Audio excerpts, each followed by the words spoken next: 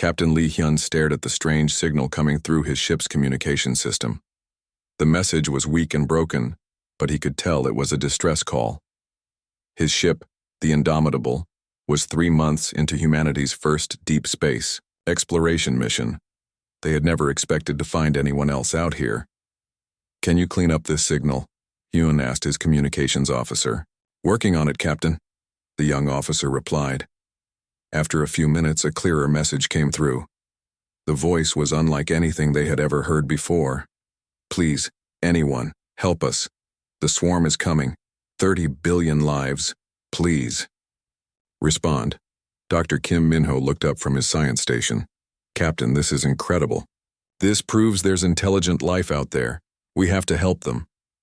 Lieutenant Commander Park Ji-won was not so sure. "Sir, we don't know anything about these beings. This could be a trap." Hyun thought for a moment. As a captain in the Earth Defense Force, he had been trained to be careful, but he also knew that if someone needed help, humans had a duty to respond. "Set course for the signal's origin. We're going to help them." The journey took 2 days. When they arrived at the coordinates, they found something amazing. Hundreds of strange ships floated in space around a massive space station. The ships were beautiful, made of what looked like crystal and light. They were nothing like the tough metal ships humans built. "Captain, we're being scanned," reported the tactical officer. "Let them scan us," Hyun replied. "We're here to help." "Oi," new voice came through the speakers. This one was musical and soft, like wind chimes. "Unknown vessel, please identify yourself. We detect dangerous energy signatures from your ship." "This is Captain Lee Hyun of the Earth vessel Indomitable. We received your distress call. We're here to help." There was a long silence. Then the voice spoke again, but now it sounded worried. "Did you say Earth? Please wait." Dr. Minho was excited.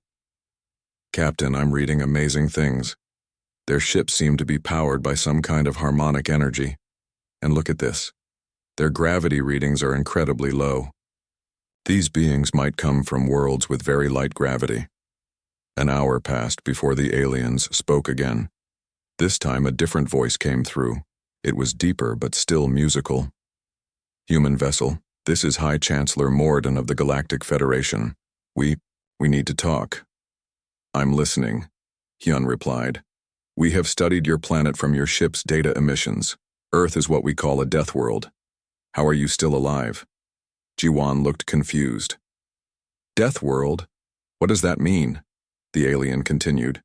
"Your planet has crushing gravity 10 times stronger than most worlds. Your weather patterns would kill our people in minutes. Your oceans are filled with monsters. Your land has creatures that hunt and kill for food. By our standards, Earth should be impossible to live on." Dr. Minho was fascinated. "So you come from peaceful worlds?" "The Federation consists of 47 species from gentle worlds. We evolved in safety and peace. War ended 800 years ago. We solved problems through talking and trade. But now," the voice became sad, "now something threatens us that we cannot talk to or trade with." "Tell us about this threat," Hyun said. Another voice joined the conversation.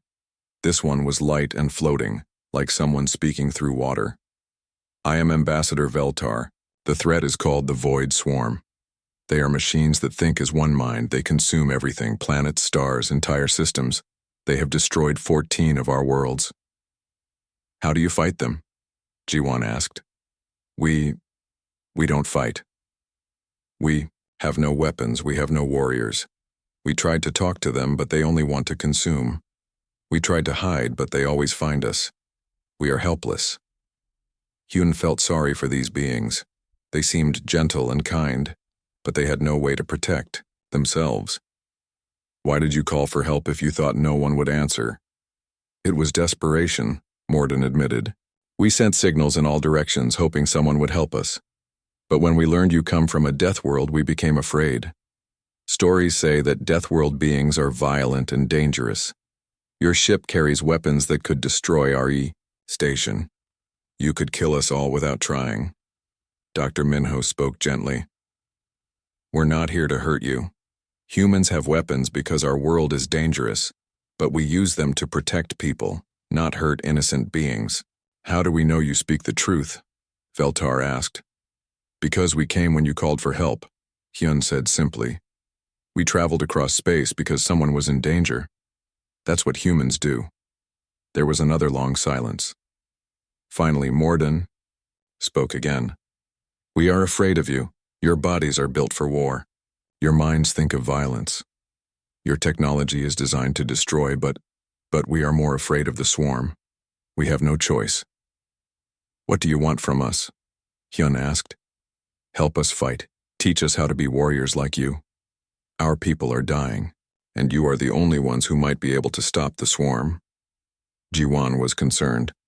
Captain, these beings are nothing like us. They're fragile. They've never fought in their lives. Can we really help them? Dr. Minho was studying the data. Look at this, Captain. Their technology is incredible in some ways. Their ships are faster than ours. Their energy systems are more efficient. But they have no shields, no armor, no weapons at all. Hyun made his decision. High Chancellor will help you. But we need to know everything about this swarm. And you need to understand that fighting means some people might die. Are your people ready for that? We have no choice, Morden replied sadly. Better to die fighting than to be consumed helplessly. Then we have a deal. Prepare your people. The humans are here and we're going to teach you how to fight back.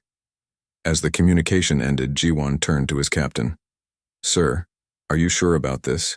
We're one ship against an enemy that destroyed 14 worlds. Hyun smiled grimly.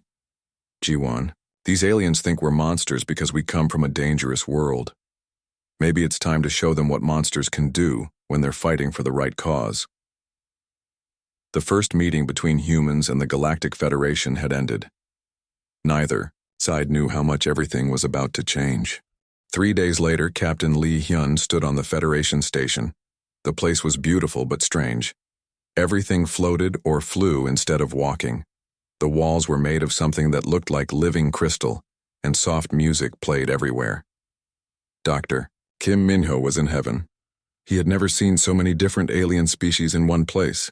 There were the jellyfish-like beings that floated through the air, crystal creatures that rang like bells when they moved, and small, furry beings that rolled instead of walking. Fascinating, Minho whispered. Look how they move. None of them are built for fighting. They're all designed for peaceful activities. Lieutenant Commander Park Ji-won was less impressed. She watched the aliens move and shook her head. They're so fragile. That crystal being over there would shatter if it fell. The floating ones have no solid structure at all. How can we teach them to fight? Commander Choi Dae-sung had arrived that morning with a transport full of human Marines. He was watching the aliens with professional interest. It's not about their bodies, Ji-won. It's about their minds. Fighting is mostly thinking. High Chancellor Morden approached them. Up close, the crystal being was even more impressive. It stood 3 meters tall and reflected light in beautiful patterns. But Hyun could see that it was also very fragile. Welcome to Central Station, Morden said. His voice came from somewhere inside the crystal structure. We have prepared quarters for you, but first you must understand what we face. They followed the Chancellor to a large room filled with floating displays. Ambassador Veltar was there, along with dozens of other alien beings. They all watched the humans with a mixture of hope and fear. Show them, Morden commanded. The displays came to life, showing images that made the humans gasp. Entire worlds were being consumed by dark, mechanical creatures. The things looked like a mixture of machine and insect, but they moved with terrible purpose. The Void Swarm, Veltar explained. Her voice was sad. They appeared 50 years ago from outside our galaxy. They consume everything, rock, metal, organic matter, even energy itself. They grow stronger with everything they eat. Engineer, Song Yerim studied the images carefully. They're biomechanical. Part living, part machine, but look at how they move. They're following patterns. What kind of patterns? Hyun asked. Military patterns, Commander Choi said grimly. Look, they advance in formation. They have scouts, Main forces and support units. These things know how to fight. Dr. Minho was analyzing the data. But that's strange. If they're so good at fighting, how have you survived this long? We run, Morden admitted. When they come to a system, we evacuate everyone we can. We abandon the planet and hope they don't follow us, but they always do. Eventually. Running won't work forever, Jiwan said. Eventually you'll run out of places to go. We know, Veltar replied. That's why we called for help. Captain Yoon, Saiwu, their best pilot, was studying the swarm's movement patterns. Captain, look at this. They always attack the same way. They surround a planet, land forces, then consume everything. They never vary their tactics. Because they never needed to, Commander Choi realized. They've never faced real resistance. The Federation always runs, so the swarm never had to adapt. That's their weakness, Hyun said suddenly. They're predictable because they've never been challenged. One of the alien beings, a small furry creature, rolled forward. But how can we challenge them? We have no weapons, we have no warriors, we don't even understand violence. Song Yerim looked at the alien ships through the station's windows. Your technology is amazing in some ways. These ships are faster than anything we have. Your energy systems are more efficient. We just need to add some teeth to them. Teeth? The furry being asked, confused. Weapons, Jiwan explained. We need to turn your ships into warships. But we've never built weapons, Veltar protested. We don't know how. We do, Commander Choi said simply. Humans have been building weapons for thousands of years. We can teach you. Morden made a sound like breaking glass. It took the humans a moment to realize he was sighing. We hoped it wouldn't come to this. We hoped we could find another way. Sometimes there is no other way, Hyun said gently. Sometimes you have to fight to protect what you love. Dr. Minho was studying more data about the swarm. There's something else here. Look at these recordings of their communications. They're not individual beings. They're all connected, like parts of one giant mind. A hive mind, Jiwoo said. That makes them strong in some ways, but weak in others. How? Veltar asked. Individual thinking, Commander Choi explained. Each human thinks for themselves. We can be unpredictable. We can improvise. We can make sacrifices for others that don't make logical sense. A hive mind can't understand that. Song Yerim was getting excited. Captain, I have an idea. What if we start small? What if we modify just a few of their ships and see how the swarm reacts? You want to test them, Hyun realized. Exactly. We find a small swarm group and hit them with modified Federation ships. See how they adapt. Learn their weaknesses. One of the crystal beings chimed nervously. But that means fighting. That means some of us might die. The room became very quiet. The humans realized that these beings had never faced the concept of sacrifice in war. Yes, Hyun said honestly. Some of you might die. War is terrible. People get hurt. But if you don't fight, all of you will die when the swarm comes. How do you live with that knowledge? Morden asked. How do you function knowing you might die? Jiwan answered. Because we're not just fighting for ourselves, we're fighting for our families, our friends, our future. Sometimes dying to protect others is worth it. The aliens looked at each other in ways the humans couldn't understand. Finally, Veltar spoke. We don't understand this concept of sacrifice, but we trust you. Tell us what to do. First, we modify some ships, Song Yerim said. Add weapons, shields, armor. Make them able to fight.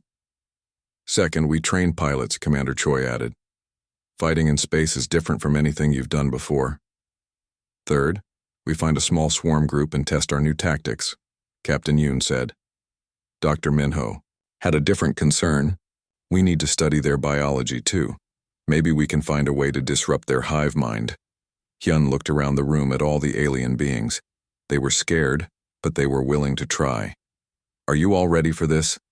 Once we start, there's no going back. You'll be warriors, not just peaceful beings. We stopped being just peaceful beings the day the swarm arrived. Morden said. Now we must become something new. Then let's get to work, Hyun replied. Time to show the swarm what happens when Deathworld beings help peaceful people fight back. As the meeting ended, the humans and aliens began planning their first strike against an enemy that had never known defeat. None of them knew that this moment would change the galaxy forever. 2 weeks had passed since the humans began helping the Federation prepare for war. Captain Lee Hyun stood on the bridge of his ship, watching as 50 new human warships dropped out of hyperspace. Admiral Kang Seo-hyun's fleet had arrived. Karindiu. Alien beings on the station were amazed and terrified. The human ships were dark, angular, and covered in weapons. They looked nothing like the beautiful, peaceful Federation vessels. My God, whispered Ambassador Veltar as she watched from the station. So many weapons. How do they carry all that firepower? Dr. Kim Minho tried to explain. Human ships are built for war. Every part of them is designed to fight and survive. In battle. It must seem horrible to you. It does, Veltar admitted. But also, impressive. These ships look like they could fight anything. Admiral Kang Seo-hyun was a small woman, but when she spoke, everyone listened. She had fought in 3 major conflicts and had never lost a battle. When she came aboard the station, the aliens moved away from her instinctively. Captain Hyun, she said, I've reviewed your reports. These aliens really have no military experience. At all? None, Admiral. They're completely peaceful, but they're willing to learn. Seo-hyun looked around at the floating jellyfish beings and crystal creatures. This will be interesting. Show me what you've done so far. Engineer Song Yerim had been working day and night with alien engineers. They had modified 20 Federation ships with human weapons and shields. The ships still looked graceful, but now they had teeth. The aliens are fast learners, Song reported. Their technology is actually better than ours in some ways. Their power systems are incredibly efficient. Their ships are faster. We just added the ability to fight. Captain Yoon Siwoo had been training alien pilots. It was challenging because most of the aliens had never seen violence before, even in entertainment.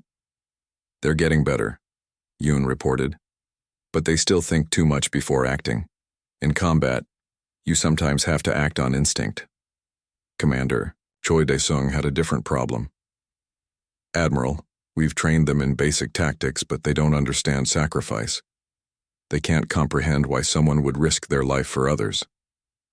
They'll learn, Seo-hyun said grimly. War teaches those lessons quickly. Dr. Lim Jae-ho had arrived with the fleet. He was a specialist in psychological warfare. He had been studying the swarm data and had some interesting theories. The swarm is a collective consciousness, he explained to the assembled commanders. They share thoughts instantly. That makes them very efficient, but it also makes them predictable. They can't understand individual thinking. How do we use that? Hyun asked. We do things that make no logical sense, Lim replied. Humans are good at that. We make sacrifices. We take risks. We fight even when we should run. The swarm can't predict that because it's not logical. The test came sooner than expected. Long-range sensors detected a small swarm group attacking a mining station in a nearby system. It was perfect for their first real battle. 5 swarm ships, reported the tactical officer. The mining station has 300 people on it. We can save them, Yoon said. My pilots are ready. Admiral Seo-hyun studied the tactical display. This is it. Our first real test. Captain Hyun, take your ship and 4 modified Federation vessels. See how they react to real resistance. The mixed fleet jumped to hyperspace. When they arrived at the mining system, they found the swarm ships surrounding the station like vultures. The dark biomechanical vessels were already beginning to consume the outer structures. Federation ships follow my lead, Hyun commanded. Remember your training. The first attack was almost too easy. The swarm ships were not expecting resistance. Human weapons tore through their hulls while Federation speed kept them out of return fire range. 3 swarm ships were destroyed in the first few minutes. It's working, shouted one of the alien pilots. We're actually fighting back. But then something changed. The remaining swarm ships began moving differently. They adapted to the human tactics almost instantly. "They're learning," Jawan warned. "Look at their formation, they're countering our attack patterns." "The hive mind is processing our tactics," Dr. Minho realized. "They're sharing information instantly." The battle became much harder. The swarm ships began using unpredictable movements, making them difficult to target. They also began focusing fire on the weakest Federation ships. "We're losing Ship 7, reported one of the alien pilots. "Hull breach on multiple decks." Hyun made a decision that shocked the aliens. "All ships ramming speed, we're going to ram the lead swarm vessel." "Captain," Veltar cried out, "that's suicide." "No, it's sacrifice," Hyun replied. "Watch and learn." The Indomitable accelerated directly at the largest swarm ship. At the last second, Hyun ordered all weapons to fire at point-blank range, then activated the emergency teleporters to evacuate his crew to the other ships. The explosion destroyed both ships, but it also saved the mining station and showed the aliens what human tactics really meant. The remaining swarm ship fled, carrying information about this new type of enemy back to the collective. Afterward, the alien pilots were quiet. They had won their first battle, but they had also seen what winning sometimes cost. "Why did you do that?" asked one of the crystal beings. "Your ship was valuable, you could have retreated." "Because 300 people would have died," Hyun replied from the Federation ship where he was now stationed. "Sometimes you have to risk something valuable to save something more valuable." "I don't understand," the crystal being admitted. "You will," Admiral Seo-hyun said gently. "War teaches hard lessons, but it also teaches important ones. Today you learned that sometimes the right thing to do is not the safe thing to do." Dr. Lim Jae-ho was studying the battle recordings. "This is excellent data. The swarm adapted to our tactics, but they couldn't adapt to our willingness to sacrifice. That confused them. They don't understand why we would destroy our own ship to save others." "Will they learn to understand it?" Ji-won asked. "Maybe," Lim replied, "but it will take time. And while they're trying to figure us out, we'll be hitting them again and again." The news of the victory spread quickly through Federation space. For the first time in 50 years, someone had fought the swarm and won. Hope began to spread among the peaceful species. But on the human ships, the commanders knew this was just the beginning. The swarm would adapt. They would become more dangerous. The real war was still to come. "Admiral," Hyun said, "we need more ships, more weapons. The swarm knows about us now. They'll be ready for us next time." Seo-hyun nodded. "I've already sent word back to Earth. More fleets are coming. We're going to teach these aliens how to really fight." As the combined fleet returned to Central Station, both humans and aliens knew that everything had changed. The galaxy's first victory against the Void Swarm had been won, but the war itself was just beginning. The aliens had tasted victory, but they had also learned the price of fighting. Some were eager to continue. Others were afraid of what they might become. The humans knew that they had started something that would change the galaxy forever. The peaceful Federation was learning. To be warriors, there was no going back now. 6 months had passed since the first victory against the Void Swarm. The war had changed everything in the galaxy. General Han Minji looked down at the planet below her command ship. It was the first world they were going to try to take back from the swarm. The planet had been consumed 3 years ago. Now it was covered with dark biomechanical structures that the swarm used to process matter into more of themselves.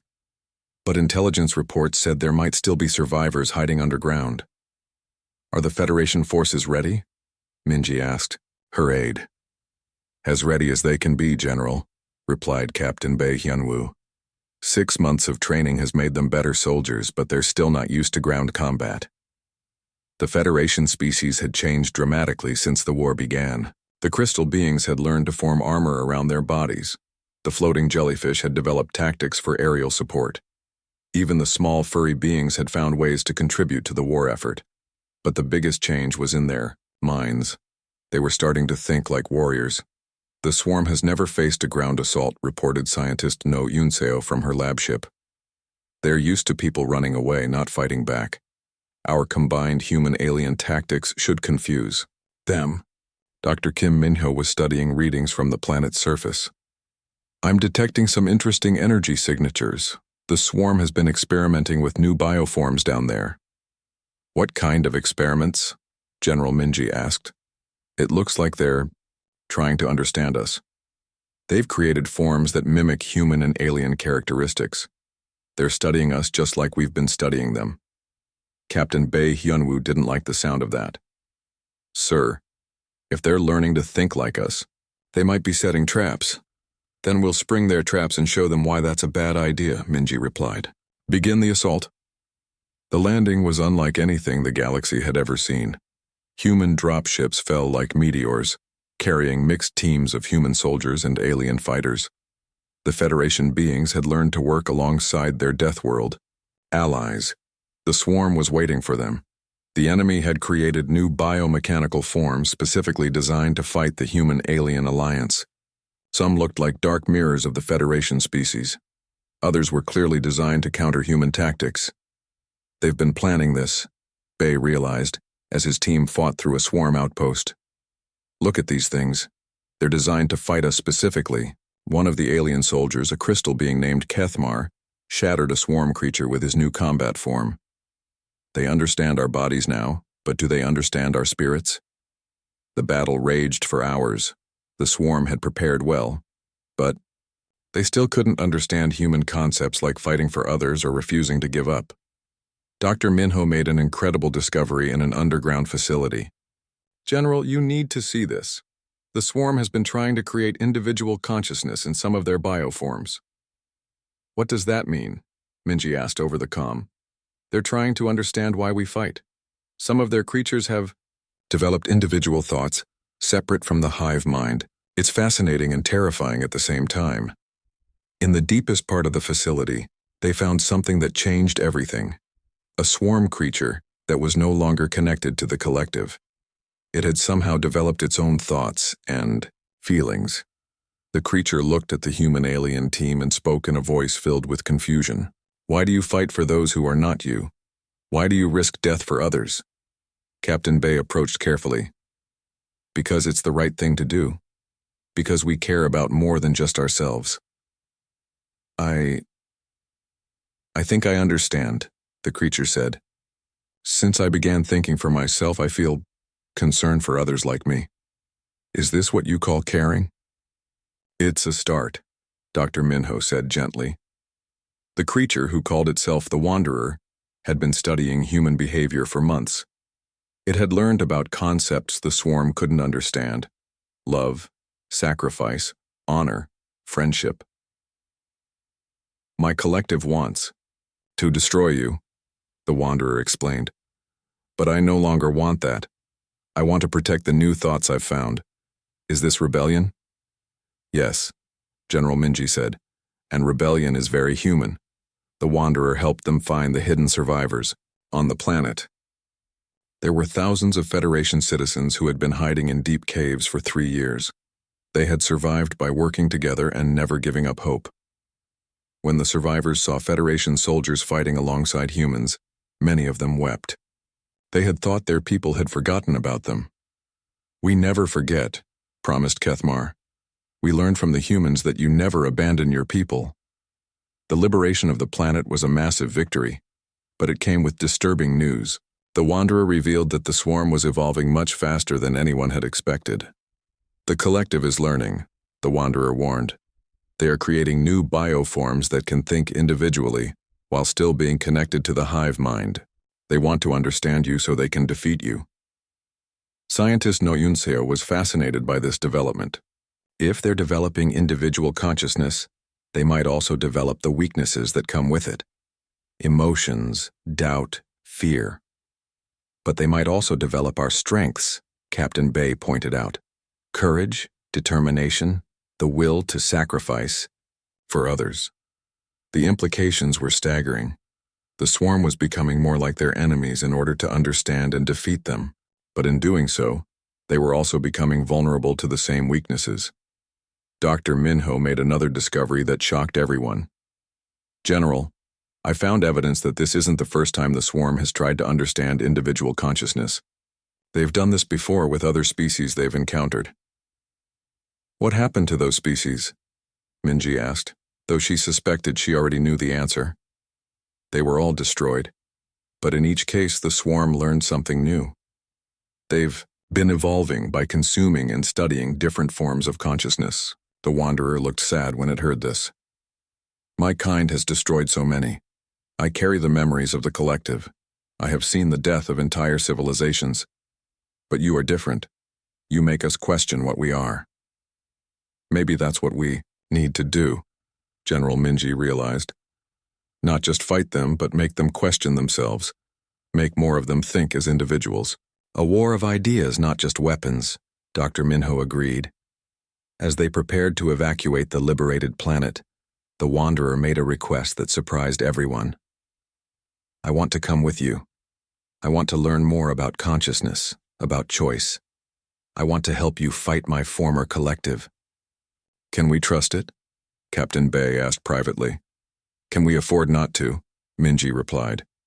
If we can turn more of them into individuals, we might be able to win this war without destroying them all. The liberation mission ended with mixed feelings.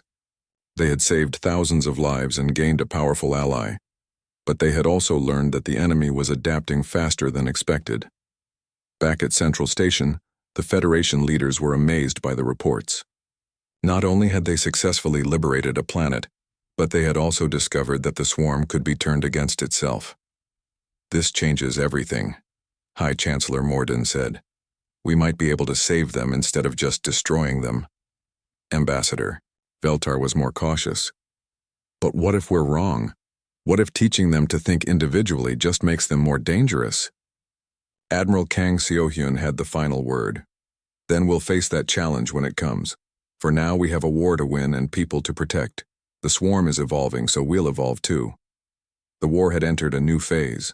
It was no longer just about weapons and tactics. It was about the nature of consciousness itself and what it meant to be an individual in a vast, connected universe.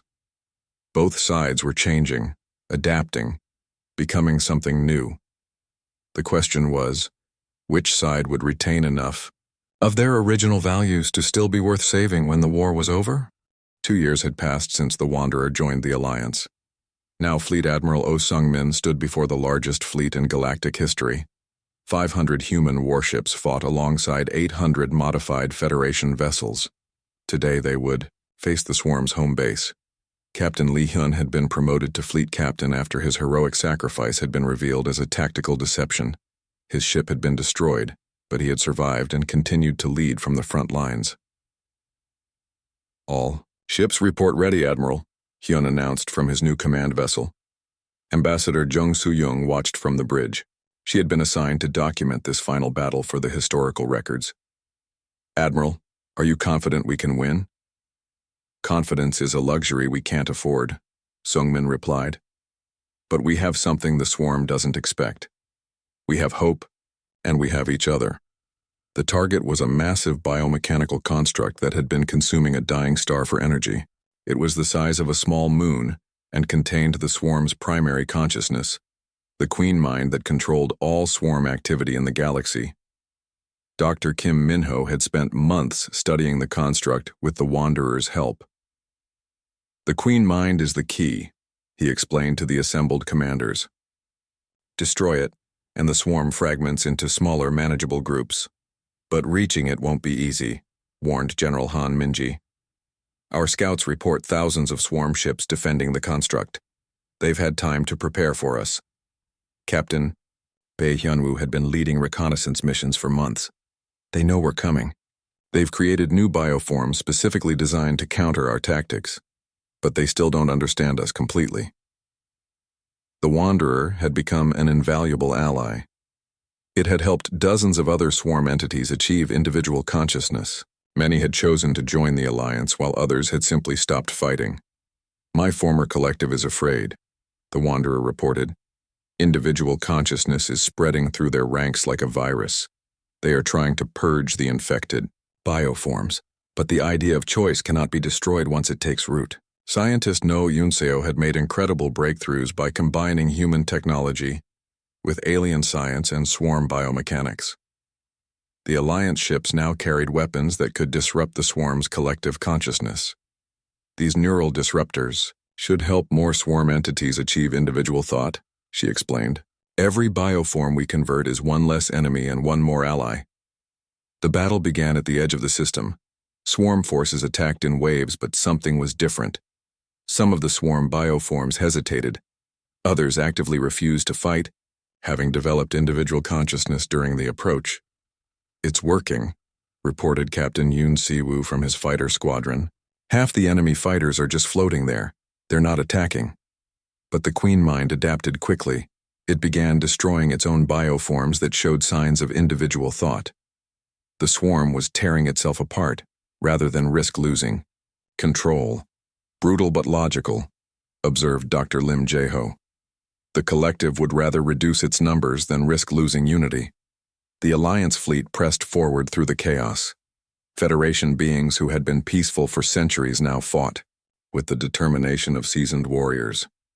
They had learned not just human tactics but human values.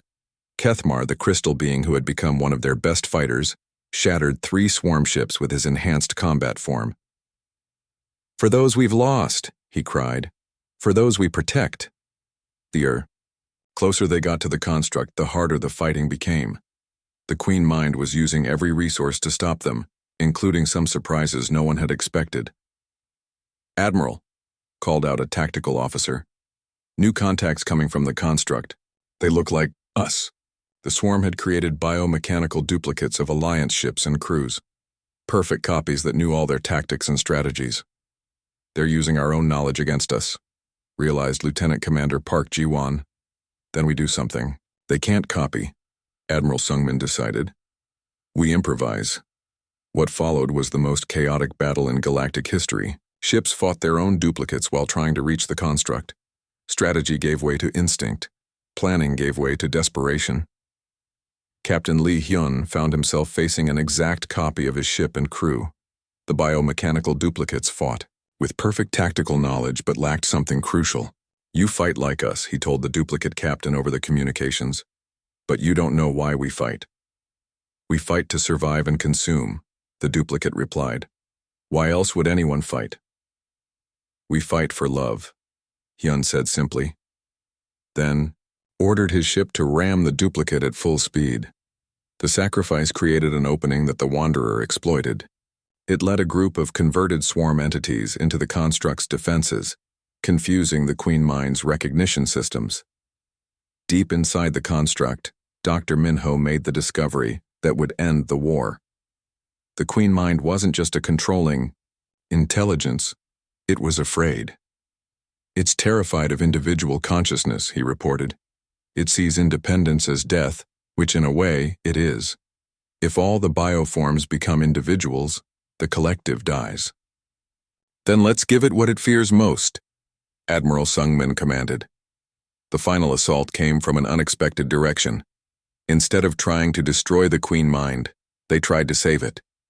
Using the neural disruptors, they began forcing individual consciousness into the collective itself. The result was spectacular and terrible. The Queen Mind began to fragment, splitting into thousands of individual entities. The construct started falling apart as its components developed their own thoughts and desires. But something unexpected happened. As the Queen Mind fragmented, some of the new individuals retained its memories and knowledge. They understood what the collective had done, all the civilizations it had destroyed. One of these new entities, calling itself Entity Omega, contacted the Alliance fleet. I remember everything," it said in a voice filled with sorrow. "So much death, so much consumption. How can we make amends for what we have done?" Captain Lee Hyun answered for the Alliance. "By choosing to be better. By helping us rebuild what was destroyed. By protecting instead of consuming." The war ended not with the swarm's destruction but with its transformation. Most of the collective chose to fragment into individuals. Some joined the Federation as new member species. Others left to explore the galaxy and find their own purposes. A few, led by Entity Omega, dedicated themselves to helping repair the worlds they had damaged. They used their biomechanical abilities to restore ecosystems and rebuild civilizations. 5 years after the final battle, Ambassador Jung Soo-young stood before the Galactic Council. The Federation had expanded to include dozens of former Swarm entities as full members. "The war changed all of us," she told the Assembly. "The Federation learned to fight. Humans learned to trust. The Swarm learned to choose. We are all different than we were before." Dr. Kim Min-ho, now Director of Interspecies Relations, had the final words in his report. "We didn't just win a war," he wrote. "We proved that consciousness, choice, and compassion are more powerful than any weapon. The Deathworlder Squadron didn't just save the galaxy, we showed it a new way to exist."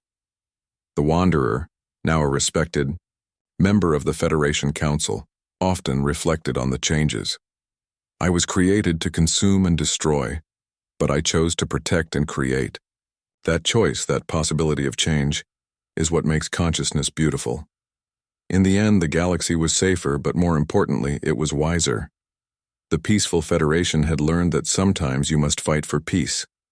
The Swarm had learned that existence meant more than just survival, and humanity had learned that being strong meant helping others become strong too." When new threats emerged from the galactic rim years later, the response was swift and united. Ships from 100 species, using tactics developed during the Swarm War, moved to defend their shared home. The message they sent was simple but powerful: send the Deathworlder Squadron. But now that squadron included beings from across the galaxy, all united by the knowledge that some things are worth fighting for. The arrival of the Deathworlder Squadron had indeed changed everything. It had shown a peaceful galaxy how to fight. But more importantly, it had shown a violent universe how to hope.